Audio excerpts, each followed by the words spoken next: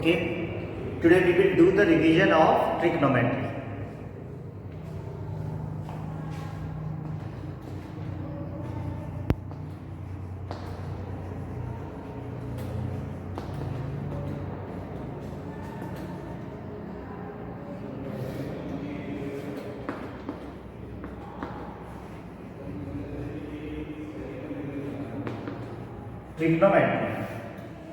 Trigonometry में बेटा कितने रेशियोज थे हमारे? 6 रेशियोज मैंने आपको बताए थे ट्रिग्नोमेट्री में। कौन कौन से? Sine A, cos A, tan A, cot A, sec A and cosec. How many ratios are here? 6 ratios. Okay, यहाँ पे 6 रेशियोज हैं। और मैंने इसमें बताया था आपको कि इन 6 रेशियोज में 3 रेशियोज, जैसे आपके 3 ratios sine, cos and tan, उसके बाद कोट, सेक और कोसेक, ये आपस में एक दूसरे के क्या होते हैं? रेसिप्रोकल होते हैं। कैसे होते हैं? जैसे sine is the reciprocal of cosec and cosec just इसका रेसिप्रोकल होगा साइन का। फिर cos, sec, sec, cos, tan, cot और कॉट टेन। तो ये इस तरह से आपस में रेसिप्रोकल होंगे।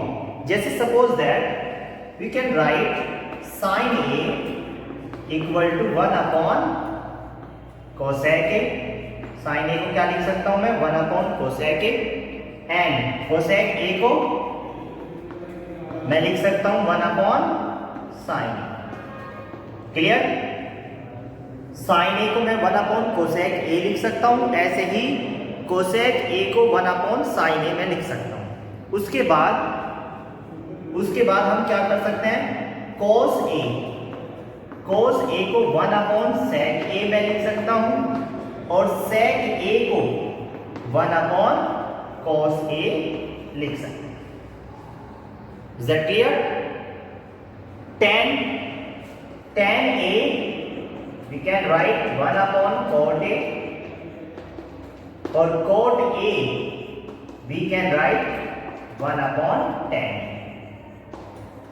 इस तरह हम ये रेसिप्रोकल लिख सकते हैं। इट मीन्स साइन रेसिप्रोकल किसका होगा? कोसेक का।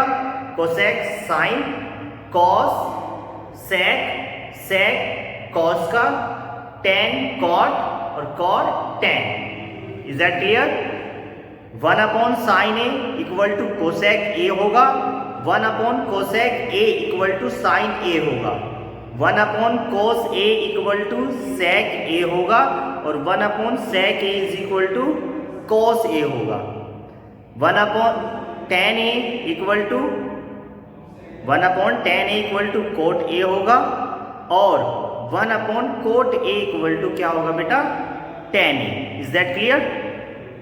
समझ में आई ये बातें? अब उसके बाद हमारे पास इन ट्रिग्नोमेट्रिक रेशियो को फाइंड करने के लिए, इनकी वैल्यू फाइंड करने के लिए सबसे पहले मैं आपको राइट एंगल ट्राइंगल बताऊंगा।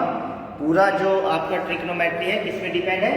राइट एंगल ट्राइंगल पे। अब देखना ध्यान से।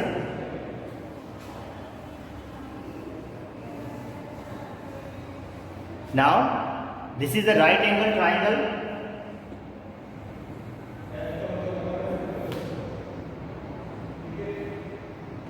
This is the right angle triangle ABC। एक राइट एंगल ट्राइंगल हो गया। अब जो भी एंगल हम कंसीडर करेंगे, ये राइट एंगल ट्राइंगल, जो भी एंगल हम कंसीडर करेंगे, suppose I am taking angle A, तो जो ये एंगल ए है उसके जस्ट सामने वाली जो भी साइड होगी, इसके सामने है BC, तो ये परपेंडिकुलर होगा। बिगेस्ट सबसे बड़ी जो साइड होगी राइट एंगल ट्राइंगल में, जो सबसे बड़ी साइड होगी दैट इज हाइपोटेनियस, और यहां पे ये क्या हो जाएगा? बेस। तो बस इतना ध्यान रखना है, जो भी एंगल हम कंसीडर कर रहे हैं राइट एंगल ट्राइंगल में, उसके जस्ट सामने वाली जो साइड होगी that will be perpendicular and biggest side in right angle triangle that is hypotenuse, और जो बची हुई साइड है that is base. Is that clear?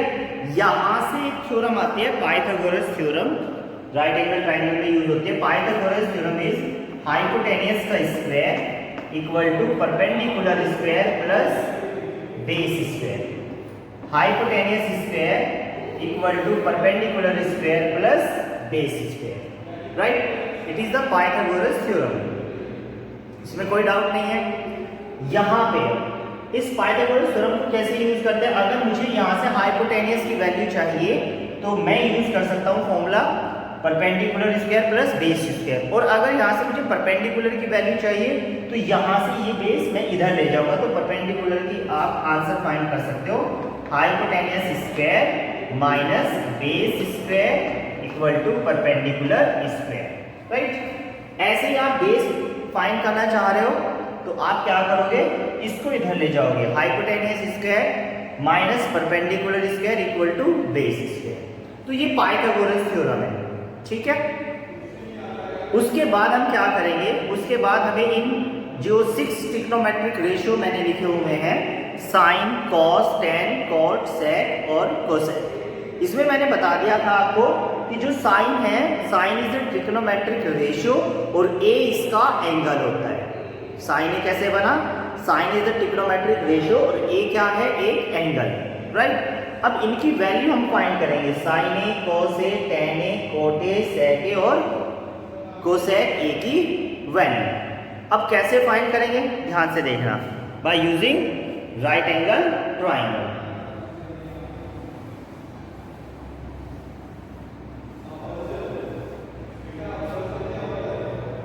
Now ये साइन ए की वैल्यू देखते हैं बेटा। एक फॉर्मूला होता है याद रखने के लिए, पंडित भोले प्रसाद हर हर भोले। ये यहां पे ये तो होता है आपका साइन, ये आपका होता है कॉस और यहां पे ये होता है आपका टेन। ये साइन, कॉस और टेन, और इनका रेसिप्रोकल किया जाए तो यहां से ये h अपॉन पी, देखो p अपॉन h तो होगा साइन, और इसका उल्टा h upon P cosec, b upon h cos, h upon b sec, then p upon b tan और b upon p cot, right. तो यहां से अगर मैं सिंपल फाइंड करूं एंगल रेशियो, साइन a की जो वैल्यू हो जाएगी p अपॉन h, मतलब परपेंडिकुलर अपॉन हाइपोटेन्यूस। इसके बाद अगर कोसेक a की वैल्यू में फाइंड करूं इसके साथ ही, तो वो इसका जस्ट रेसिप्रोकल, तो ये आ जाएगा h upon p, clear.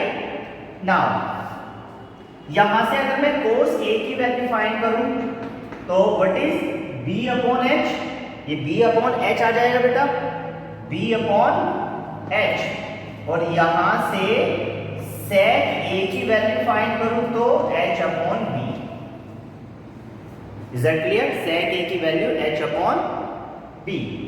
Now tan a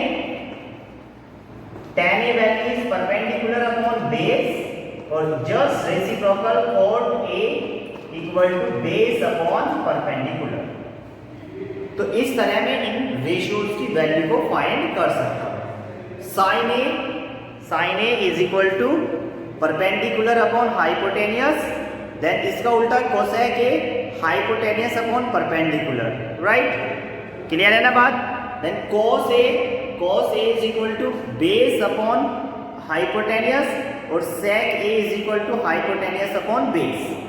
then tan A is equal to perpendicular upon base और cot A equal to base upon perpendicular. तो इस तरह इन 6 रेशियोज की हम वैल्यू फाइंड कर सकते हैं, ठीक है। जैसे यहां से मैं आपसे पूछूं if sine a equal to 3/5, तो what is the value of cosec a? Cosec a की वैल्यू कितनी हो जाएगी, 5/3, इसका उल्टा। और यहां से अगर tan a की वैल्यू मैं आपसे पूछूं कि भाई 3/tan a इक्वल टू 3/4 है, तो कोट की वैल्यू कितनी हो जाएगी, 4/3। तो इस तरह हम इन फॉर्मूलों को याद रखेंगे, ठीक है ना। Thank you.